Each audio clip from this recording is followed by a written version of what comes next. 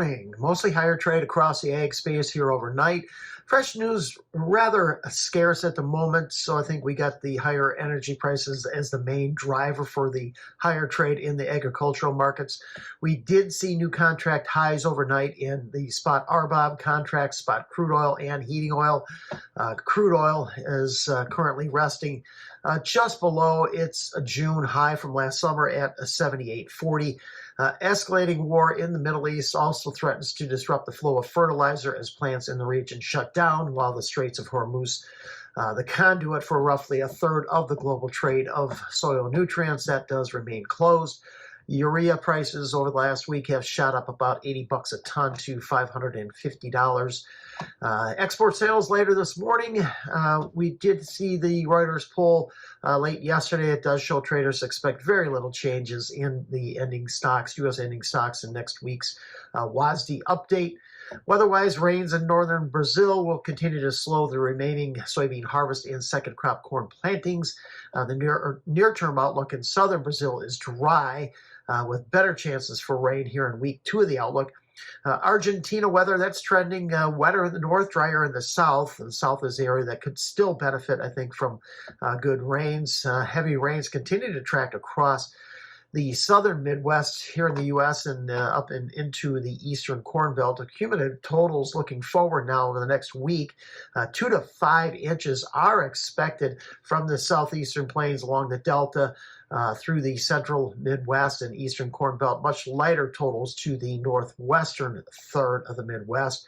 U.S. dollar is slightly higher, while U.S. equity markets are looking slightly lower. Fund activity was mixed yesterday. Pretty heavy sellers into corn, while they did buy about another 6,000 contracts of soybean oil. Corn currently up 1 3/4 cents at 445.5.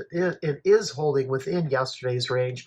I do look for a 25 million bushel cut in the amount of corn used for the production of ethanol, resulting in ending stocks up 25 million to 2.152 billion.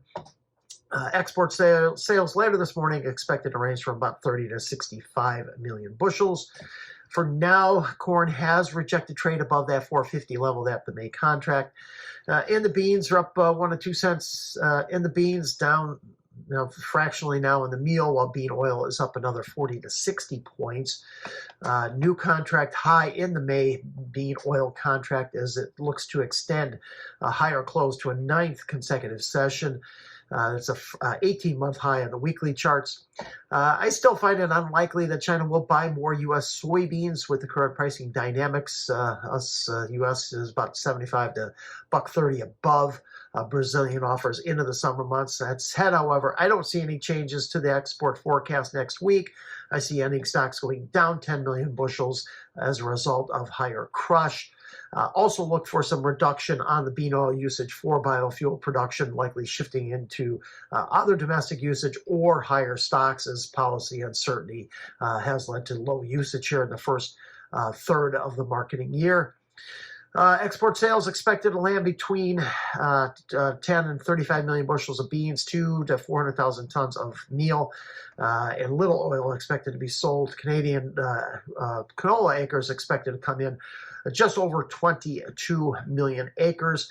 Wheat prices 3 to 5 higher, let's call it, led by Minneapolis. Still no delivers against Chicago wheat futures. Canadian wheat acres expected to jump up to about 26.4 million. Slipped to 26.4, down from 26.9 a year ago. Pretty wide range of estimates, and export sales expected to land between 10 and 18 million bushels. Thanks for listening, everyone. Have a great day.